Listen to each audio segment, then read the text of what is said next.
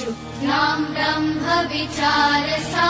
परमा आद्यां जगद्व्यापिनी वीणा पुस्तकधारिणीम् अभयदाम् जाड्यान्धकारापहा हस्ते स्फाटिकमालिकां विदधती पद्मासने संस्थिता वन्दे तां परमेश्वरीं भगवतीं बुद्धिप्रदां शारदा।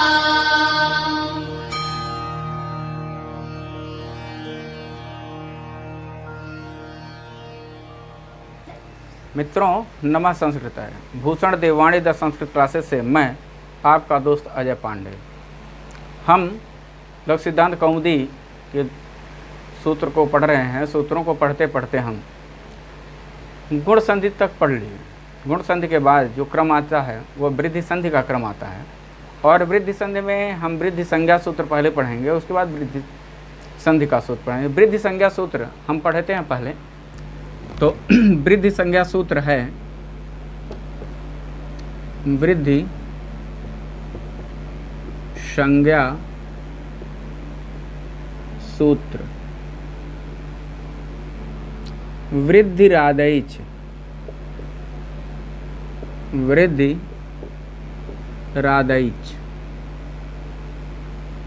इस सूत्र का क्रम है 1 1 1। ये सूत्र में 3 संख्याएं रहती हैं। कभी कभी 6 5 52 मिलेगा, 6 4 77 मिलेगा, 6 4 88 मिल जाएगा, 6 1 89 मिल जाएगा। ये क्या है? जैसे लगता है कि ये डेट ऑफ बर्थ लिखी गई हो। तो अब देख लीजिए इसमें क्या है। ये जो सूत्र में पहली संख्या होती है वह अध्याय की होती है।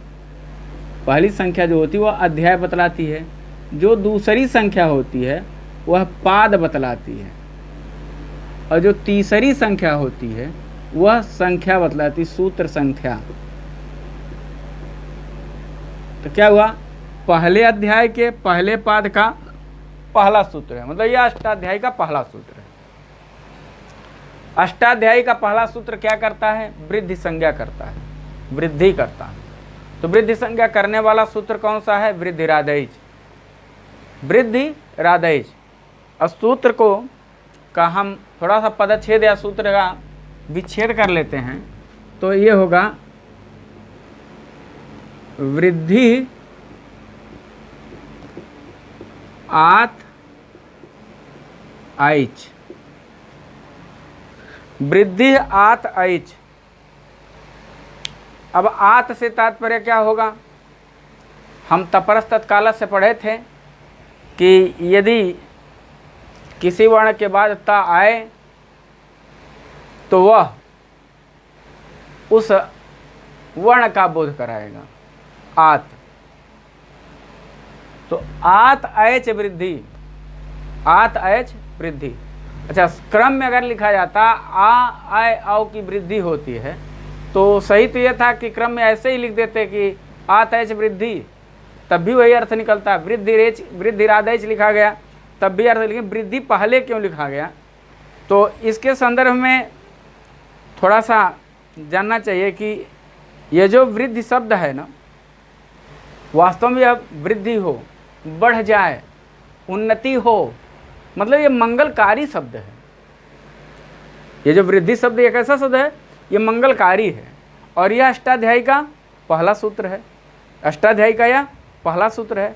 तो पहले सूत्र में वृद्धि को बाद में लिखते हैं तो थोड़ा सा ये मंगलाचरण जैसा न होकर के सूत्र का अर्थ होता केवल, और यहाँ यह मंगलाचरण जैसा भी हो जा रहा है, वृद्धि। अच्छा, मंगलाचरण के लिए क्या बताया गया? भाष्यकार ने बताया है कि मंगलादीन मंगल मध्यानि, मंगलादीन मंगल आदीन, मंगलादीनि मंगल मध्यानि मंगलांतानि च शास्त्राणि प्रथ्यन्ते आयुष्मत पुरुषाणि च भवन्ति अध्येतारश्च सिद्धार्थाः स्युः। कहे कि जो मंगलादीन शास्त्रों में जो शास्त्र रचे जाते हैं, मंगलाचरण वहाँ 3 जगह होता है, या तो आदि में होता है, या तो मध्य में होता है, या फिर अंत में होता है। आदि मध्य अंत में। तब मान लीजिए प्रश्न बने कि मंगलाचरण कहाँ होना चाहिए काव्य ग्रंथों में। ग्रंथों में मंगलाचरण 3 जगह हो सकता है, प्रारंभ में भी, मध्य में भी और अंत में भी। वैसे प्रायः मंगलाचरण प्रारंभ में ही होता है, लेकिन मंगलाचरण 3 जगह हो सकता है, प्रारंभ में, मध्य में और अंत में। और कहे कि जिन और इनसे होता क्या है, कहे कि इनसे होता शास्त्राणि प्रथ्यन्ते फेमसन्ते। शास्त्र जो होते हैं वो फेमस हो जाते हैं, प्रसिद्ध हो जाते हैं।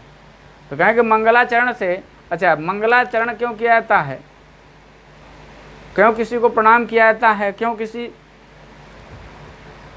को याद किया जाता है, क्यों किसी का आशीर्वाद लिया जाता है, अनिष्ट निवारण के लिए, कि काव्य ग्रंथ में कोई दोष ना आए और काव्य ग्रंथ किसी विपत्ति, किसी बाधा से युक्त न हो, इसलिए मंगलाचरण या मंगल आचरण या वंदना प्रार्थना की जाती है।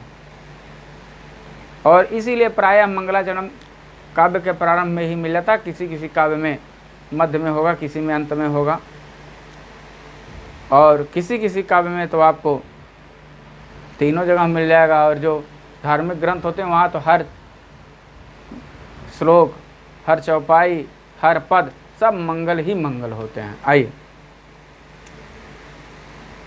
तो दूसरी लाइन थी इसकी कि आयुष्मत पुरुषाणि च भवन्ति, कहेंगे और पुरुष आयुष्मान होते हैं।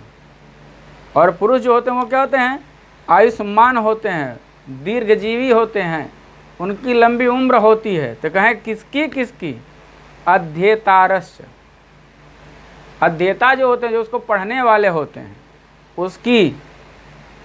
अब फिर होता है सिद्धार्था शिव, और उनके जो होते हैं, और अध्येता जो होते हैं उनके सभी कार्य भी सफल हो जाते हैं, सभी प्रयत्न उनके सफल हो जाते हैं, सभी प्रकार के कार्य उनके सफल हो जाते हैं। तो अध्येता, पढ़ने वाले और रचनाकार सबका। कहेगी रचनाकार का तो यही है कि वह दीर्घजीवी हो जाता। तो दीर्घजीवी कैसे होता, उसकी रचना प्रसिद्ध हो गई तो दीर्घजीवी हो गया, अमर हो गया। और कार्य सफल हो गया, मतलब उसकी रचना पूरी हो गई, कार्य सफल हो गया।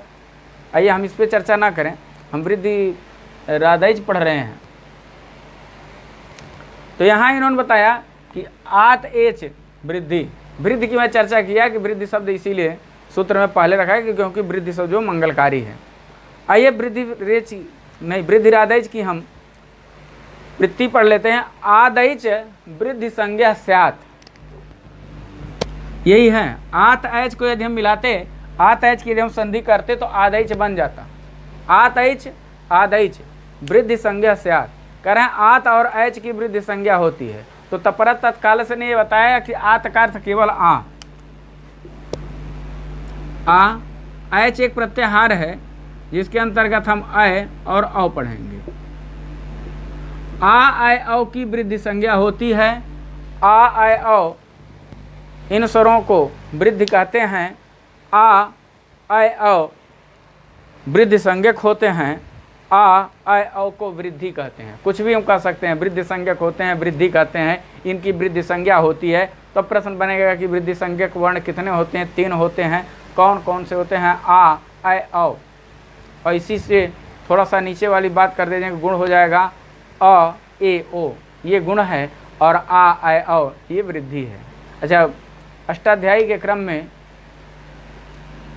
वृद्धिरेच, वृद्धिरादैच के बाद, अष्टाध्यायी के क्रम में वृद्धिरादैच के बाद जो सूत्र आता है वह अदेंग गुण ही आता है। आइए अब हम जो संधि सूत्र है उसको पढ़ लेते हैं। और संधि सूत्र है वृद्धिरेच। तो ये समझ में आया होगा कि वृद्धिरादैच सूत्र में वृद्धि आत एच च, आ एच की वृद्धि होती है। एच के अंतर्गत 2 वर्ण हमने पढ़ा, अय और आत का अर्थ हमने केवल आ पढ़ा। अब हम संधि सूत्र पढ़ रहे हैं वृद्धिरेच। वृद्धिरेच यह संधि विधायक सूत्र है और इसका क्रम है 6 1 88। 88 इसका क्रम है 6188। वृद्धि है एच। अब देखिए सूत्र के, तो एच शब्द सप्तमी का है, एच पद या शब्द जो है सप्तमी का है, और ये वृद्धि एक वचन का है। अब एच वृद्धि कहें एच, अच्छा पढ़े ना तस्मिन्निति निर्दिष्टे पूर्वक से, हमने वहाँ पढ़ते समय बताया था या चर्चा किया था, सप्तमी निर्दिष्टे पूर्वक, जिस पद में सप्तमी होगी उसके पूर्व वाले को आदेश होगा और वह पद बाद में होगा, सप्तमी वाला पद बाद में प्रयुक्त किया जाएगा। तो सप्तम्यंत पद है ये बाद में, कहें एच वृद्धि, कहें किसके बाद, किसके बाद तब वृद्धि, कहें किसके बाद, तो एक सूत्र पहले आएंगे 6188 से पहले 6187 आद गुणा है, तो आत ले लेंगे, आद एच वृद्धि। यह जो आद है यह अ का रूप है, यह जो है किसका, अ का रूप है। अ का रूप चलेगा अह, अम, एन, आय, आत या आद, ये है आत एच वृद्धि। अब यह इस आत का मतलब इसका तात्पर्य, इसका मतलब ये निकल करके आता है अ या आ, अ या आ के बाद एच हो तो वृद्धि होगी। आइए इसकी हम वृत्ति पढ़ लेते हैं। आदेची परे, आदेची, आत के बाद एच हो, परे वृद्धि रेखा देशा स्यात्, आत एच वृद्धि लिख दिया गया। आद एच वृद्धि कहे आत परे एच, आत परे एच, आद एच परे, आत के बाद एच हो, मतलब आ या आ के बाद ए आई ओ औ हो तो वृद्धि होगी। तो वृद्धि में क्या होगा, वृद्धि में 3 वर्ण होंगे। वृद्धि में क्या होगा, वृद्धि हम यहाँ लिख देते हैं, वृद्धि में 3 वर्ण होंगे, या तो आ होगा, या फिर अय होगा, या फिर अ होगा। जब जब वृद्धि जहाँ जहाँ, अच्छा ये वृद्धि लिखने की क्या जरूरत थी, नहीं तो सीधे सीधे लिखना पड़ता है इतना न कि आदेच परे आ आय औ, ये लिखना पड़ता, और इन्होंने लिख दिया वृद्धि रेखा देशा से, तो वृद्धि से हम लगा लेंगे यार, ये नाम ये ग्रुप एक तरह से बना दिया इन्होंने कि जहाँ गुण कहेंगे वहाँ हम आ ए ओ पढ़ेंगे, जहाँ यण कहेंगे वहाँ हम या वा ला पढ़ेंगे, जहाँ ई कह देंगे वहाँ हम ई उ री ली पढ़ेंगे, जहाँ भी ऐसा आएगा जहाँ वृद्धि कह देंगे वहाँ आ ऐ औ हम पढ़ लेंगे। ये पाणिनि महोदय का सबसे बड़ा, और नहीं तो हर जगह सबसे बड़ी कृपा है कि एक शब्द का करके ज़्यादा पढ़ा दे रहे हैं। सबसे बड़ा संक्षिप्तीकरण पूरे हम हर जगह, हमको लगता है जो ये शॉर्ट फॉर्म आया है, जैसे किसी का short form S N Satyanarayan सत्यानाश ऐसा जो भी होगा वह, या किसी कंपनी का नाम जैसे अब है WHO world health organisation, UNICEF, ऐसे जो भी हैं ये ऑर्गेनाइजेशन के जो भी बताए गए, जो भी फुल फॉर्म आप रट्टा मारते हैं, हमको लगता है कि सब पाणिनि महोदय की देन है कि लोगों ने प्रत्याहार को देखा, लोगों ने उनके संक्षिप्तीकरण को देखा और वहीं से लोगों ने सीख लिया। इससे बढ़िया संक्षिप्तीकरण, इससे बढ़िया संक्षेप करने की विधि न किसी साहित्य में है न कहीं और मिलेगा। आइए तो हम पढ़ रहे थे आदेच परे वृद्धि रेखा देशा स्यात्, आत परे एच, आदेच परे यदि है तो एच परे पहले के आत परे एच, यदि अ या आ के बाद एच हो, ए ओ आई औ हो तो वृद्धि हो जाती है। यदि आ ऐ आ या अ, यदि आ के बाद या अ के बाद एच प्रत्याहार का कोई वर्ण हो, एच प्रत्याहार मतलब ए आई ओ औ हो, तो उनके स्थान पर वृद्धि होगी। तो वृद्धि में या तो आ होगा, या तो ए होगा, या तो आ होगा, या तो आ होगा, या तो अ होगा, या तो औ होगा। बीच में ये निकल गया था, क्षमा कीजिएगा। या तो आ होगा, या फिर अय होगा या फिर औ होगा। कब कहें कि आ का जब, अब ये कंडीशंस बनेगी, देख लीजिए, अ धन ए, आ धन ए, आ धन अय, आ धन अय, अ धन ओ, आ धन ओ, अ धन औ, आ धन औ। ये कंडीशंस होगी।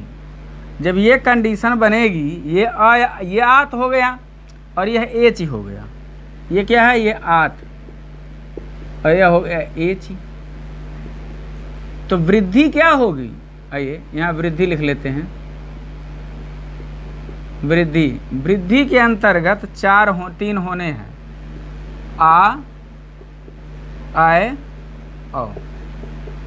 ये इतनी कंडीशंस में ये 3 होने हैं। अब कौन होगा, कब होगा, इसको हम पढ़ेंगे। फिर यहाँ वृत्ति में इन्होंने लिखा गुणापवाद। यह गुण संधि का अपवाद है। गुण संधि का अपवाद क्यों है? क्योंकि जब हम गुण संधि का सूत्र पढ़े आद गुण, गुण संधि का सूत्र हम क्या पढ़े? आद गुण। लेकिन जब हम उसकी वृत्ति पढ़ते हैं तो वृत्ति में यह पढ़ा जाता है अवर्णादज परे पूर्व परयोः एको गुण आदेश स्यात्। कहे कि यदि अवर्ण के बाद अच हो, कोई स्वर हो, तो पूर्व और पर दोनों के स्थान पर गुण आदेश हो जाता है। तो अब बता दीजिए, अ है, अब आद, आ के बाद कोई स्वर वर्ण हो तो ए, ऐ, ओ, औ है। अब वहाँ स्थानांतर तमह आता था, अ और ई से ए करता था तो गुण बनाता था, अ और ऊ से ओ बनाता था तो गुण करता था। अब यहाँ क्या होगा? यहाँ भी स्थानांतर तमह आएगा और जब यह अ और ए से आय बनाएगा, आ और आय से ए बनाएगा, आ और ए से आय बनाएगा, आ और आय से आय बनाएगा, आ और ओ से औ बनाएगा, आ और औ से ओ बनाएगा, आ और ओ से औ बनाएगा, आ और ओ से औ बनाएगा। तो अब आय औ बन रहा है। तो हमने आय औ को पढ़ा है वृद्धि में, इसलिए यहाँ गुण संधि का अपवाद हो जाएगा। यहाँ गुण संधि का नियम लागू नहीं होगा। तो आइए हम पढ़ते हैं इसको फिर से। बताया कि आदेश परे वृद्धि रेखा देशा स्यात्। कह रहे हैं कि यदि आत के बाद ह्रस्व या दीर्घ आ के बाद एच प्रत्याहार का कोई वर्ण आए, ए, ऐ, ओ, औ आए तो वृद्धि हो जाती है। आइए उदाहरण से देखते हैं हम इसको। ये यहां रहने देते हैं। पहला उदाहरण है कृष्णई कत्वम। कृष्णई कत्वम, विच्छेद इसका होगा संधि विच्छेद। कृष्ण धन एकत्वम। कृष्ण का आ हम कृष्ण से अलग कर लेंगे। कृष्ण अ एकत्वम। जब ये स्थिति आई तो सूत्र आया वृद्धिरेच। वृद्धिरेच सूत्र आया और ये कहा कि अब इनकी वृद्धि हो जाएगी।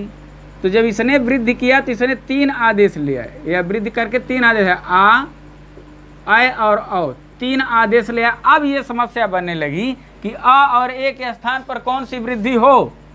तो सूत्र आया स्थानांतर तमः। सूत्र कौन से आया? स्थानांतर तमः। स्थानांतर तमः सूत्र आया और ये बताया कि अच्छा उच्चारण स्थान देखिए, इसका कंठ है, यहीं लिख लें। इसका कंठ तालु है और इसका कंठोष्ठ है। तो अब कृष्ण धन एकत्वम था, अ और ए, आ का है कंठ, ए का है कंठ तालु। तो अब ये देखना पड़ेगा, ये कंठ और कंठ तालु उच्चारण स्थान जिसमें मिलेंगे जिस वृद्धि में, वही आदेश होगा स्थानांतर तमा के आधार पर। अब स्थानांतर तमा के आधार पर कृष्ण अएकत्वम, अ और ए जब मिला तो कंठ तालु का यह आय मिला, तो स्थानांतर तमा ने आय कर दिया। अब ये क्या बन गया रूप, कृष्ण अएकत्वम। जब इसका संयोग कर दिया गया तो बना कृष्णैकत्वम, कृष्णैकत्वम। और संयोग करने वाला सूत्र होता है अज्झीनम, अज्झीनं परेण संयोज्यम। यही तीन सूत्र जब भी आपको पढ़ना होगा तो ये तीन सूत्र दिमाग में रखिएगा। इसी तीन सूत्र के द्वारा पूरी वृद्धि संधि की सिद्धि हो रही है। फिर आगे कुछ और नियम जैसे अक्षर दोहिन्याम संख्यानम मिलेगा, क्षौणी प्रादु हो डो ढई शेषु मिलेगा, प्रवस्तर कंबल वसनाट दशा नाम निर्णय, ये वार्तिक मिलेंगे आगे, एते धत्युर्सु ये सूत्र मिलेगा। तो हम जब इसको पढ़ेंगे तो यहाँ कुछ कंडीशन, लेकिन यहाँ जैसे कृष्ण एकत्वम है तो ये वृद्धि संधि है, कृष्ण धन एकत्वम कृष्ण एकत्वम वृद्धि संधि, सूत्र वृद्धि रेच, और दो सूत्र और लगे, एक स्थानांतरतम है, एक अज्जीनम पर्ण संयोजम, लेकिन मुख्य सूत्र यहाँ पर वृद्धि संधि का वृद्धि रेच लगेगा। आइए अगले उदाहरण को हम देख लेते हैं। जल्दी इसलिए करना है कि थोड़ा जल्दबाजी नहीं की जाएगी, तो ये लंबा पाठ्यक्रम और ये एक अपना संकल्प है कि चाहे जैसे मतलब इस लोक सिद्धांत कौमुदी को पूरा एक एक सूत्र पढ़ करके पहुंचाने का एक संकल्प लिया गया है, चाहे उसके लिए जो भी लग जाए, 4-6 महीने लग जाए, 1 साल लग जाए, लेकिन ये सूत्र पहुंचाए जाएंगे आप तक। आइए अब कृष्णैकत्वम हो गया, फिर है गंगौघ। अगला उदाहरण है गंगौघ। गंगौघ इसका विच्छेद होता है गंगा धन ओघ।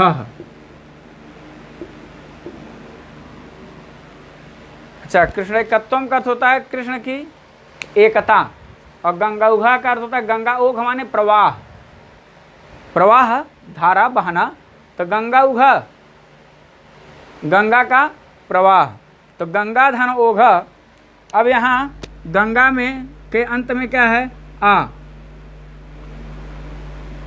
तो ऐसे लिख लें, गंग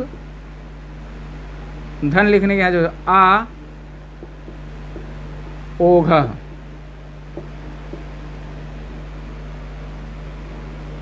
आइए अब यहाँ आ और ओ जैसे आया तो वृद्धिरेच सूत्र आया। कौन सा आया, वृद्धिरेच सूत्र आया इस दशा में। जब वृद्धिरेच सूत्र आया तो वृद्धिरेच सूत्र ने यह कहा कि आ और ओ के स्थान पर हम वृद्धि करेंगे, तो वृद्धि में ये आदेश आ गए तीन, ये तीन आदेश आ गए। तो उच्चारण स्थानांतरतम सूत्र है। कौन सा सूत्र आया, स्थानांतरतम। स्थानांतरतम सूत्र ने ये बताया कि भैया इनके जिनके उच्चारण स्थान मेल करेंगे, इन दोनों के उच्चारण स्थान से यहाँ का जो उच्चारण स्थान मेल कर जाएगा वही आदेश होगा। इसका कंठ और इसका कंठोष्ठ। अब ये देखना होगा कंठ और कंठोष्ठ किसमें है, जिस उच्चारण स्थान, जिस आदेश में, जिस वृद्धि में कंठ और कंठोष्ठ होगा वही यहाँ आदेश बनेगा। तो यहाँ मिला आपको औ, क्या मिल गया, औ।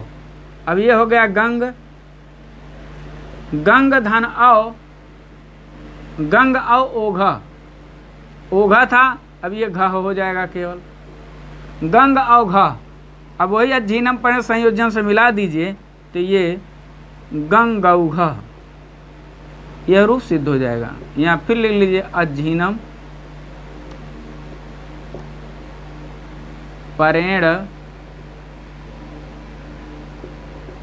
संयोज्यम। कहें अच से हीन जो होगा वो अब आगे वाले से मिल जाएगा, तो गंगौघ परेण संयोग हो गया, परेण संयोजन अज्जीनम परेण संयोजन गंगौघ बन गया। फिर इसी तरह से अगला है देवैश्वर्यम। अगला उदाहरण है देवैश्वर्यम।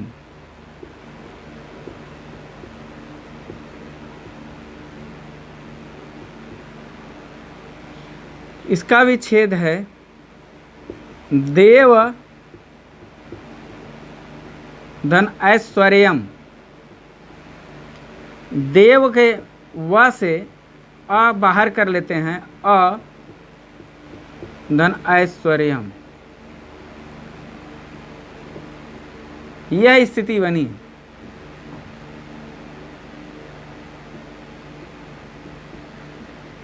अब यहां वृद्धिरेच सूत्र आता है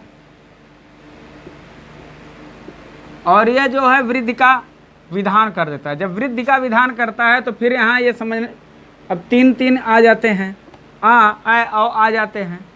अब दोनों का उच्चारण स्थान मिलाया जाता है, आ और ऐ का। आ का उच्चारण स्थान कंठ है, ऐ का उच्चारण स्थान कंठ तालु है। तो जिसमें कंठ और कंठ तालु मिलेंगे वही आदेश होगा। तो कंठ और कंठ तालु इसमें मिला। ऐ में तो अ और ऐ के स्थान पर ऐ हो गया। अब ये हो गया देव ऐ और फिर स्वरियम, यह रूप बना। और सूत्र लगाए हैं स्थानेंतरतम।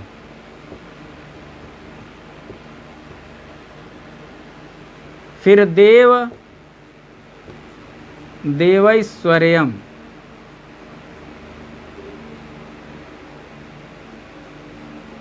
देवैश्वर्यम, यह जो रूप बना इसको बनाने में जो सूत्र प्रयुक्त हुआ वह है अज्झीनम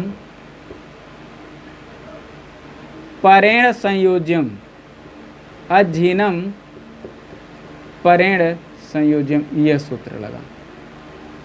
तो इस तरह से अब एक उदाहरण और इसका है कृष्णौत कंठ्यम। एक उदाहरण और है, देख लेते हैं। कृष्णौत कंठ्यम,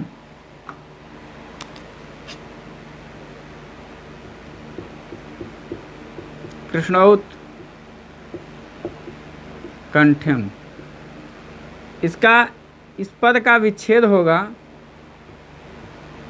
कृष्ण धन औत कंठ्यम। कृष्ण धन औत कंठ्यम, कृष्ण शब्द से हम अ बाहर करेंगे, णकारोत्तरवर्ती जो अ है, तो यह बन जाएगा कृष्ण अ धन औत कंठ्यम।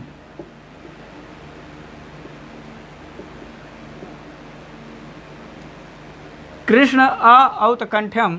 इस स्थिति में जैसे ही ये स्थिति बनी तो अब वृत्ति एक बार पढ़ लीजिए। आदेच परे, कहें यदि अ या आ के बाद, तो अ या आ के बाद एच ए आय ओ औ में से कोई वर्ण हो तो वृद्धि रेखा देशा से, तो दोनों के स्थान पर वृद्धि हो जाएगी। यह किसने विधान किया? यह विधान करने वाला सूत्र है वृद्धिरेच। वृद्धिरेच ने वृद्धि का आदेश कर दिया इन दोनों के स्थान पर। इन दोनों के स्थान पर वृद्धि का आदेश किया और उसने जब किया तो तीन आदेश हुआ, आ ऐ और ये आदेश हुए। तब स्थानांतर तमह आया और कहा भैया आ का उच्चारण स्थान कंठ है, औ का उच्चारण स्थान कंठोष्ठ है, तो इसमें से जिसका उच्चारण स्थान कंठोष्ठ होगा इन तीनों में से वही आदेश किया जाएगा। तो अब क्या हुआ, ये कृष्ण और इन दोनों के स्थान पर औ आदेश हुआ। औ फिर कंठम, कंठम। अब ये आ और औ से मिलकर के जो है, यह जो औ है यह औ कंठम का है, लेकिन यह औ जो है यह आ और औ से मिलकर के है। और यह काम किया किसने? स्थानांतर तमह ने। स्थानांतर तमह सूत्र। अब यहाँ पर फिर वही सूत्र अज्झीनम पर्ण संयोज्यम आता है और वह अज्झीनम पर्ण संयोज्यम सूत्र जो है इनका आपस में संयोग करा देता है तो रूप बन जाता है कृष्णौत कंठ्यम। कृष्णौत कंठ्यम, ये कंठम हो गया था, कंठ्यम चाहिए। कृष्णौत कंठ्यम, तो आज जिन सूत्रों को हम पढ़े उन सूत्रों में आपने ये देखा कि वृद्धि संज्ञा सूत्र और वृद्धि संधि सूत्र हम पढ़े। तो अब आज की कक्षा यहीं विराम लेगी। इनको पढ़ने में आपने देखा कि आज गुणा को भी पढ़ना पड़ा। एका पूर्व परयो, हम जो गुण संधि पढ़ रहे थे उसकी चर्चा किए थे कि पूर्व और पर दोनों के स्थान पर एक आदेश हो जाएगा, और यहाँ भी एका पूर्व परयो भी आया। और मुख्य सूत्र जो था वृद्धिरेच था। आपको सबसे आवश्यक जानकारी यह लेनी थी कि वृद्धि संज्ञा सूत्र में पढ़े कि आत ऐच वृद्धि आ और आय औ की वृद्धि संज्ञा होती है, या आय औ को वृद्धि कहते हैं। तो मान लीजिए यह प्रश्न बन सकता है, वृद्धि संज्ञा सूत्र है और पहला विकल्प वृद्धिरेच होगा, ध्यान रखिएगा। तो वृद्धि संज्ञा वृद्धिरादैच वृद्धि संधि वृद्धिरेच, ये सूत्र इस तरह से आप पढ़िएगा। तो 2-3 बार पढ़ लीजिएगा, फिर नहीं भूलेगा। और सूत्रों की वृत्ति के लिए हमने आपसे कहा था कि हम हर वृत्ति बोर्ड पर लिख पाएँ, हम हर वृत्ति को बोर्ड पर लिख पाएँ, मित्र यह संभव नहीं है। और जब भी आप इस वैसे पढ़िएगा, 1 बार 2 बार 3 बार सुनिएगा, धीरे धीरे वृत्तियाँ आपको भी कंठस्थ होने लगेंगी। और वृत्ति के लिए आप अपने पास पुस्तक अवश्य रखिएगा। वृत्ति पढ़ने के लिए आप पुस्तक अवश्य रखिएगा। जैसे हम आपसे बताएं, कभी कभी देखिए जैसे निकल जाता है कि रील मिथा सावर्ण्य वाच्य है, और कभी कभी निकल री मिथा सावर्ण्यम वाच्यम निकल जाता है। री मिथा सावर्णम वाच्य है, री मिथा सावर्णम वाच्यम निकल जाता है। तो वाच्यम हमारे मुख से निकल जाए, लेकिन फिर भी आप पुस्तक रखे रहेंगे तो वाच्य ही पढ़ेंगे, तो यह आपके लिए थोड़ी सी सही हो जाएगा। और आइए, तो आपको करना क्या है, आप ऐसे लिखिएगा। जो लोग जिनको सिद्धि लिखना हो वो ऐसे लिख सकते हैं, कृष्णई कत्वम, ये लिखिए और फिर इस तरह से लिख लीजिए वृद्धिरेचि। दूसरा सूत्र लिख लीजिए स्थानेन्तरतम,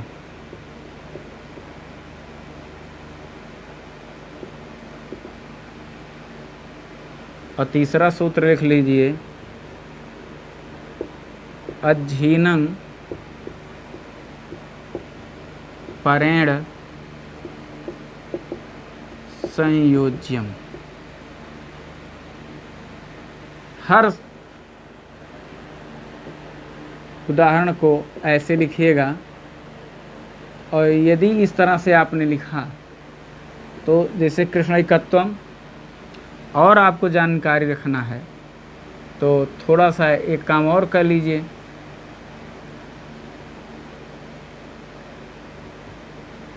कृष्ण धन एकत्वम, यहाँ कृष्ण एकत्वम ऐसे लिख लिए।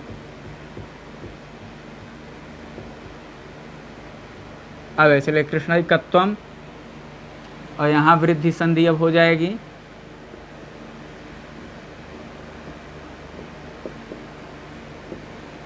तो आप जब भी पढ़े तो ऐसे पढ़े कृष्ण एकत्वम, क्या पढ़िए कृष्ण एकत्वम, कृष्ण धन एकत्वम, कृष्ण एकत्वम वृद्धि संधि, कृष्ण धन एकत्वम वृद्धिरेच स्थानेन्तरतम अध्ययनम पर्ण संयोज्यम। इनको इसी तरह से देवैश्वर्यम भी कर लीजिए, ठम कर लीजिएगा।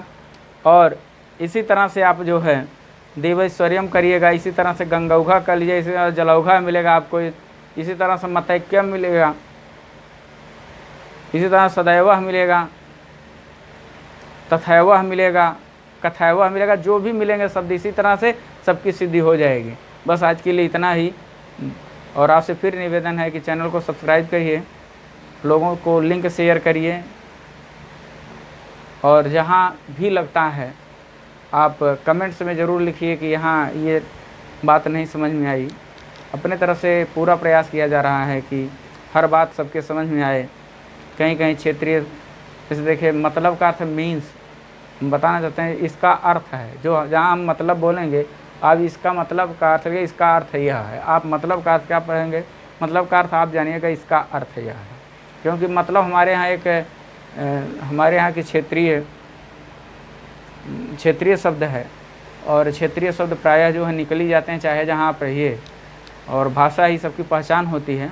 तो मतलब जहाँ जहाँ होगा तो आप उसका मतलब का अर्थ जानिएगा, इसका अर्थ है। बस आज के लिए इतना ही। जयतु भारतम, जयतु संस्कृतम।